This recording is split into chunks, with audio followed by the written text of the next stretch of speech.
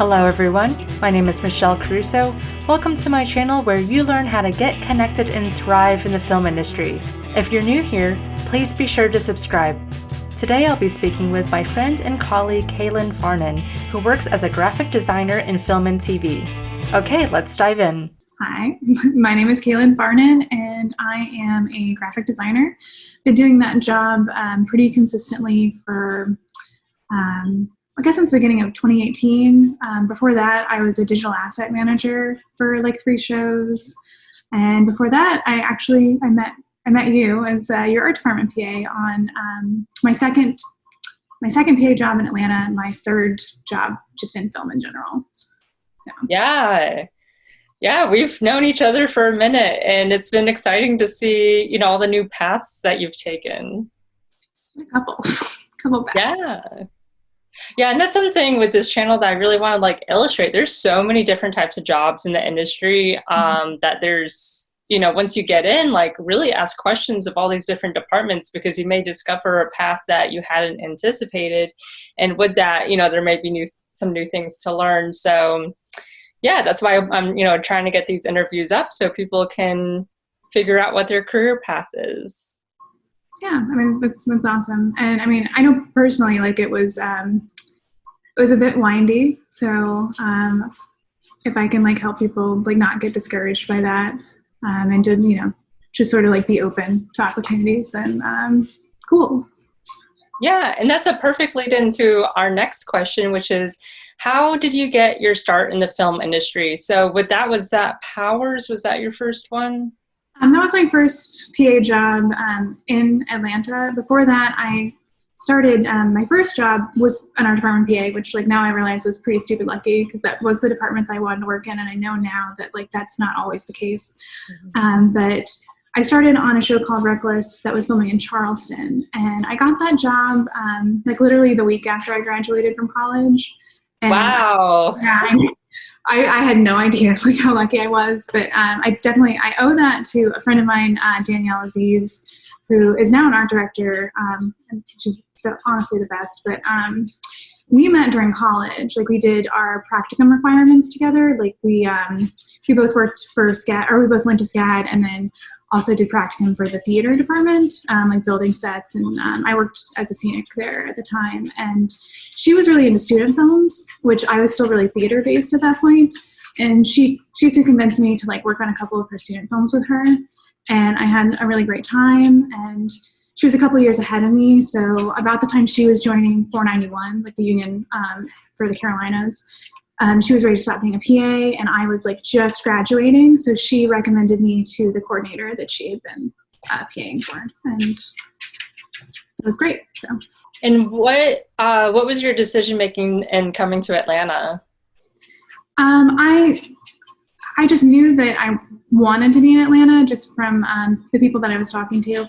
I really liked working in Charleston, but most of my family lives outside of Atlanta, so it was always in my plan that that's where I'd eventually end up. I worked a couple jobs. I did the first PA job, and then I had a not so great job. Ended up working as a scenic for a while, not union and not really in film. I did theme park stuff. I bounced down to Orlando and worked there for a while before I ended up saving up enough money to move to Atlanta. And then the art director on that first show just happened to be starting up a job. He was on Powers and was like, "Hey, did you ever move to Atlanta?" And I was like, "No, but I can." And so I ended up couch surfing with some friends that were already here until I could find a place, and started working on Powers, where I met Aaron Linker, who then introduced me to you, and that's how I became your PA. So, mm-hmm. And then from there, I did a graphics job with Detour, and then, but I think I was still too new to Atlanta at that point, so I wasn't really getting a lot of work doing graphics, and I was kind of just sort of weirdly enough, I was talking to a professor who told me that there was a SCAD alumni who was looking for somebody to do digital asset management. He was one of the assistant art directors on Spiderman. And I had no idea what a digital asset manager was, but I definitely knew what Spiderman was. So I was like, yeah, I would love to interview. And we really hit it off. File management and storage and distro of things on the server. So and that's for visual effects, right? Yeah, it's definitely in like some of the bigger movies. It's a position. So like I did the tracking and digital distro of like drawings to different departments, 3D models, concept art, assets back and forth with visual effects, just making sure everybody had the most up-to-date stuff because there was constant changeover. So you had to make sure that everybody was working from the same visual effects sequences, had the most up-to-date concept art, like the key art, like that kind of stuff. It was, I knew it wasn't what I wanted to do because it was very much like organizational and management as opposed to creative, but I definitely wouldn't trade it. Like it was a really amazing experience. I got to see something of that scale. I ended up doing it for 2 more jobs. I did Rampage and Venom with like a lot of overlap with the same crew of people. And it was just really great to see something of that scale and to see all these great sets and just people that really do amazing work. And I've been lucky to like keep in my life and have as friends. And I don't think that I would be where I am now if I didn't have people like that I could, ask for advice from. And at the time, I think I was really worried of getting stuck in asset management. Like it's a good position, but it's not what I wanted. But like now I think like that detour really helped me because it helped me make a lot of contacts who have taught me a lot over the years, even like after those jobs. So.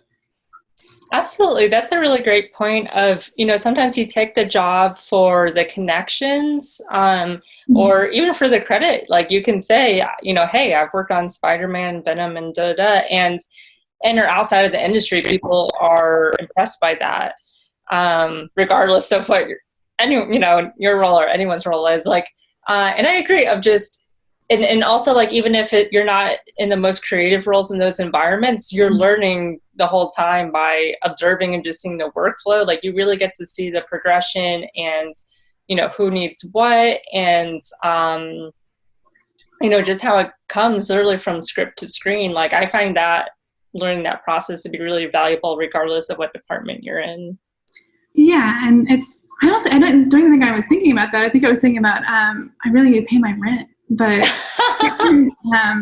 that's a thing too. It's such a great opportunity, and particularly the graphic designers I met. Like I still talk to them like every day. Like they're who helped me get my first graphics job. Once I kind of had to have to make a deal with myself. I was like, I'm not going to take any more asset management jobs. I really want to get into graphics. Is what I want to do. So I'll have to say no if like another one comes up. But like then they let me learn from them while I was on the bigger shows. Like when I had time, like they would show me stuff. And then I've actually worked with because on Spiderman the 2 graphic designers were Kevin Kalaba and Jen Moy, and now I've worked with both of them since that as like sort of like an assistant capacity. And that's been incredibly valuable to learning. And now I've done a couple shows by myself. And yeah, it was just, I can't stress enough how valuable that was. And it's one of those things that like, if I had been like too rigid of like, oh, well, that's not the job that I'm looking for, I wouldn't have had that. Yeah, absolutely. I feel like, working in film is a little bit of a chess game of, you're making these connections, you're making these moves, and you honestly may not be able to see how it comes full circle until you're on the other side. Like, but yeah, that's just all things to look at when you're taking a job is, what could, be the potential long-term gain and short-term, like paying your rent. Awesome. Well, we pretty much answered the next question, which is what types of roles have you had and what departments did you work in? So if it's okay with you, I want to jump ahead to what knowledge and tools did you need to acquire to become a graphic designer? I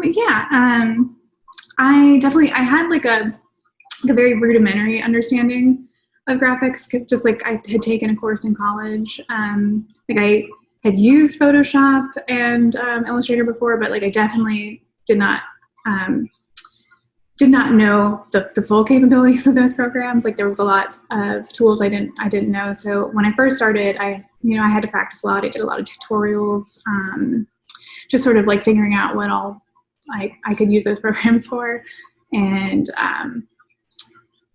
like a thing that I really had not thought about until I actually started working was, even having used Illustrator and Photoshop, I'd never had anything like physically made from like, outside of like having like a poster printed of something that I drew in Photoshop, like I'd never had anything manufactured. So that was something like I had to learn how to like set up a print file and make sure that it was done in a way that it communicated to the vendor the way that I wanted something made, which like, again, like because I had help, like that's something that I again have to thank Jen Moy for, because like I definitely not on her level, but like I look back at like the way I used to set up my files for printing before I worked with her, and it's like embarrassing. It's like everything on one layer embarrassing. Aww. So now I've like I have like a structure, and which was like partially hers, and then just sort of like as you work, like you sort of figure out what works for like best for you. So that's something that has adapted, like just sort of how I set up my files for personal preference, and like what vendor I'm working with, and like what kind of software they're using. Like I like to ask, if I haven't worked with a vendor before, like how they like their cut file done, like that kind of thing. So that's something that you just pick up as you're going, especially like if you have somebody around. Like I would really encourage anybody to try and be, if you're in graphics, to like be a second for somebody that like is more established. That way, you know, because we do sort of get thrown in. So it's nice to like be like, is this the best way to do this? Like, do you have some suggestions, kind of thing?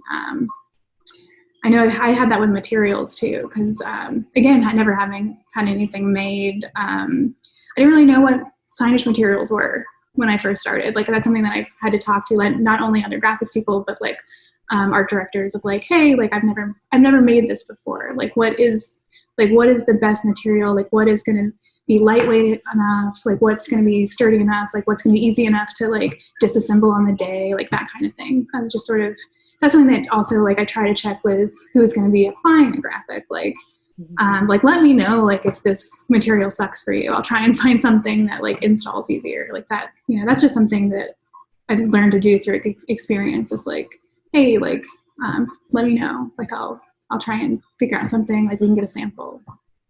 Yeah, absolutely. I think that's, you know, very valuable to point out, is like not only do graphics art, do you prefer graphic designer or graphic artist? People get kind of divided over that. I mean, I graphic designer, I don't really care. Like that's what I've just tended to use, but yeah, that's a great point of, you know, materials make a big difference of like, it's not just the design, it's gotta exist. Which is something like I never had to deal with. So it was like, how does this exist in the real world? Like how long is it going to be used? Is it going to be something that's going to be on set and like beat up all season? Is it going to need to be taken down immediately after? Like, is it something that's on location? Is it something that's replacing something? Is it something that has to match something that's already existing? Like all those things are things that you have to learn to think about. Yeah, and being in the room, that's just how you can also pick up on like, okay, what questions are they asking? So yeah, that, you know, kudos to you for like, you know, coming on as a second or, you know, an additional graphic designer and just paying attention and you know, asking questions. I think a lot of people, especially when they don't know something, they're afraid to admit it. Yeah, definitely. Can you speak to asking questions a bit? Yeah, I mean, it's definitely something that I have to fight with. Something that I think I'm getting better at, because I think particularly when you're new, you are afraid to like look too new. Like you don't want everybody to like be like, oh, like what did she not know that? Like how does she not know that yet? Kind of thing. But like also you have to think, if you wait too long, then it really does become like, why doesn't she know that? So yes. I would much rather ask up front. I'd much rather learn something on the go. And like, you know, there's people that I trust that, you know, if there's something like, hey, I'm worried about this. Like there, you know, I just did helicopter graphics. So I was like, is there something that like, you know, like, should I make, like, is there, you know, what vinyl do I need to use on this? Like am I being dumb? Is it going to like fly off if I use like, you know, so like that kind of thing. You know, I have contacts now that like I can be like, hey, so have you done this before? Like how did this work for you? Kind of thing. Which I'm never afraid to do that. And I hope that like as I get more established, people will do that to me too. Like I think that like we're supposed to like help each other out, and if people are like good people, like they're not going to be weird about that. They're going to be like glad that you asked, because that saves time in the long run, and it, you know, it cuts down on mistakes. Absolutely. Yeah, great answer. Yeah, I think that questions can like affect people's ego or confidence, or yeah, all those things, or you know, oh, what will people think of me? But I think it's much better to ask than to have to fix whatever mistake. You'll be stronger in the long run if you just get it out of the way. Like it's uncomfortable. Like I personally hate not knowing something, but like, how are you going to learn it? Right. Well, this is a great like way into the next question, and we've definitely partially answered it, but maybe we can get a bit more on a day-to-day task. Is as a graphic designer, what are your primary responsibilities? So maybe if you want to walk through your day or how you break down a script. Yeah, like I just took like a couple notes because I was like, what do I do? But basically, as I explain it to like my family, I'm like, I make the graphics that you see on screen is how it, like, a good example is like if there's like a fake company or a brand or something that does not exist in the real world, or like the real world counterpart can't be used because it can't be cleared, or it's being showed in like a light that they wouldn't be cool with, like you have to make a stand-in and have to design it and get it made. So I start with the script. I do a graphics breakdown, usually just going through and seeing anything that I see that is called out as a graphic or could require graphics, like, oh, there's a party scene. Am I going to make beer labels? Like that kind of thing. I also take notes to discuss with other departments because in addition to doing signage for like art department, I also do a lot of stuff for set deck and props. So I try to go through and just anything that I can find, and then I prioritize what I work on first based on how much lead time it's going to take to get that graphic made.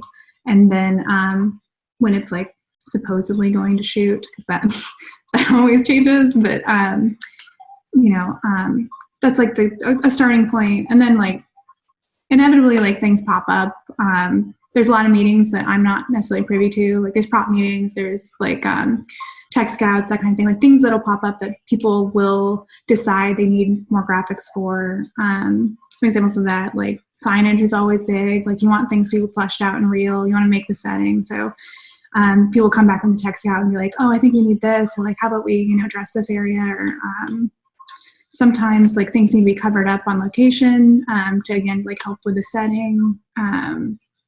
Props, again, come up all the time because somebody will have a great idea, like, oh, it'd be great if they had this. And then it's like, I get a call like, hey, can you make this really quick? Like, how fast can we turn this around, kind of thing. So you have to roll with that. But overall, if you stay organized, I think that you can sort of plan that there's going to be unplanned things. And it's one of the things I really like about the job is like what's required sort of day to day changes a lot, and especially like even like project to project. So it's it keeps things interesting. Yeah, for sure. And, you know, like you were saying, it goes back to that team mentorship environment of all of a sudden you're thrown into like an 1800s piece, and it's like, that's a very different style and et cetera than, you know, across the board than what most of us have experienced. So it's, yeah, like finding people that have done it before and just asking the questions as you learn. It's like, that's the thing that's fun and interesting about film is you have to become a mini expert in whatever environment the script dictates pretty quickly. And we have to do it in a short amount of time. So having help definitely eases that learning curve. Can you share an experience where you learned a lesson that has stuck with you? I think that maybe just going back to like what we said earlier about like learning from mistakes or like keeping mistakes from happening. Like that's something that I had somebody tell me a long time ago, and it took me a while for that to sink in of like, everybody knows that you're new, just be new. Like, and that's something that I think you screw up really bad once or twice and you're like, okay, like I'm going to ask for help here. So what parting advice can you give to anyone looking to be a graphic designer in film? Right up top, I'm going to say you're going to need to know Photoshop and Illustrator just to start. I know that a lot of people are like seem to not love Illustrator. Like people tend to be more familiar with Photoshop, but you have to make it your friend. You really do. If you're going to do graphics for film, you have to be able to work and make with the. You're going to have to be able to make and work with vectors a lot. So that's something that you can't really get with Photoshop. So if you're not super familiar with the program, I would definitely recommend doing some tutorials before you try to get started. Like, and you can do them like as a PA too, which that would be number 2, try to get a PA job. Once you get near a graphic designer, make sure they know that you're interested in graphics, because there are a lot of our department PAs that come through that have no interest in graphics, so they're not going to necessarily assume that that's what you're interested in. So if you are, like, let them know.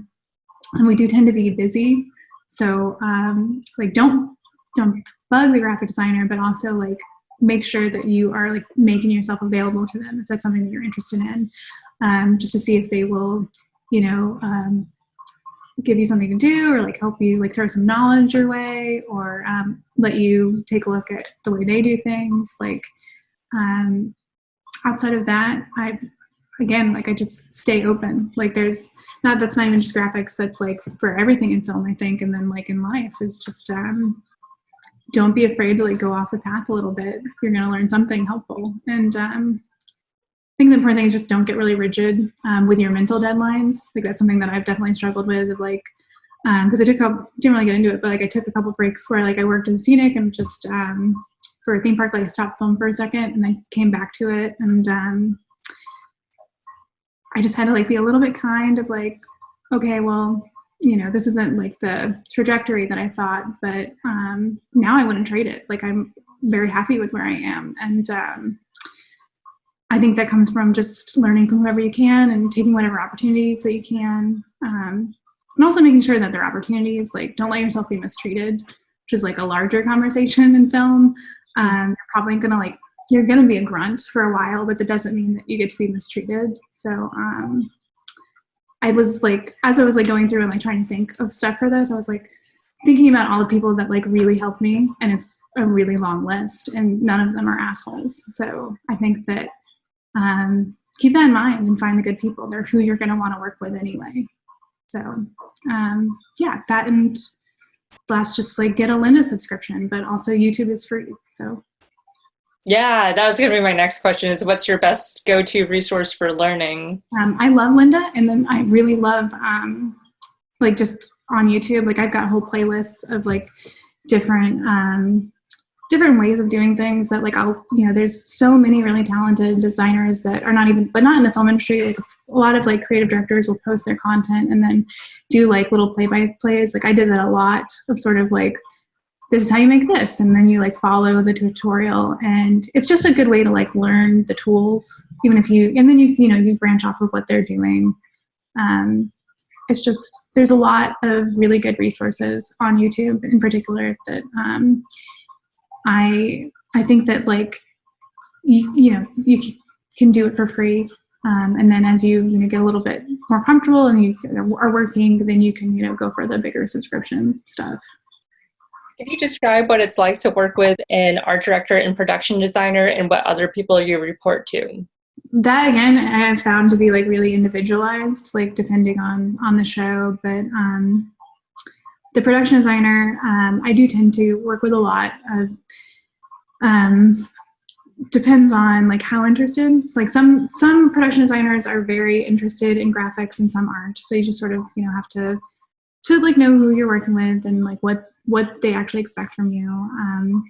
I speak a lot to mostly production designer, art director, prop master, set decorator, and they all have different needs. So with the art director, that tends to be who I discuss like signage with, and that's who is probably going to require the most, particularly on like location work, of like trying to like change a location into what it's supposed to be as our set, or even like I'm currently working on The Resident, which is a hospital show, so it's a lot of changing up the hospital, and so we do that a lot through signage, because we have like 3 stages of set. it's to be like 8 different floors. So it's a lot of coordinating like what works where kind of thing. And then for set deck, it tends to be more like sizing artwork or creating artwork, particularly if there's something that is called out. Like I've had to do paintings of like specific characters that are called in the script that then have to be, made to look real and then printed and put on, put framed and put on a set. And props is always fun. I end up making a lot of like different like packaging for them, and sometimes the actual props. Like I'm trying to think of a couple that I've done recently. Like I had to do, we did like a moon lamp just now, like where we had to design the packaging, but then also had like the actual lamp laser cut. So it was like a different like little star pattern thing, and then they like actually like made it practical and put like a light in it. Oh, that's cute. I like that. I really like doing neon signage. I went back to signage, but it's just it's hard because it changes so much like show to show, like what you end up doing. But I try to do as much like comps and stuff as I can too, just to so everybody sees what it's going to look like. That's something. Can you describe what a comp is? Oh, it's like a mock-up. Like if I'm doing like a street scene, and like we're gonna need to outfit a bunch of buildings with like different signs. You can take like an elevation. Usually like we'll take it from like the set designer, or if it's, if it is a location, then sometimes you can do it from photos if it's like something that already exists. But I'll take that and then I will put my signage on it. That way you can, just makes it easier to see sort of like the scale of things and how it's going to look in the set. So I'll do comps and then show that usually to either the art director or the production designer, or one and then the other together. And then there'll be, changes of like, maybe try this, or, a different color scheme, or like, maybe that should be a dimensional sign, and like not, that kind of thing. And then you go back and just, I think it's helpful to do that because like, as opposed to just like printing out the graphic and being like, well, here's what it looks like. I think it's always, if you can, it's always best to put it in a context. That way, like nobody's surprised when they're like, wow, I didn't realize it was going to be that big there. Like, oh yeah, that's happened before. Mm-hmm. Well, awesome.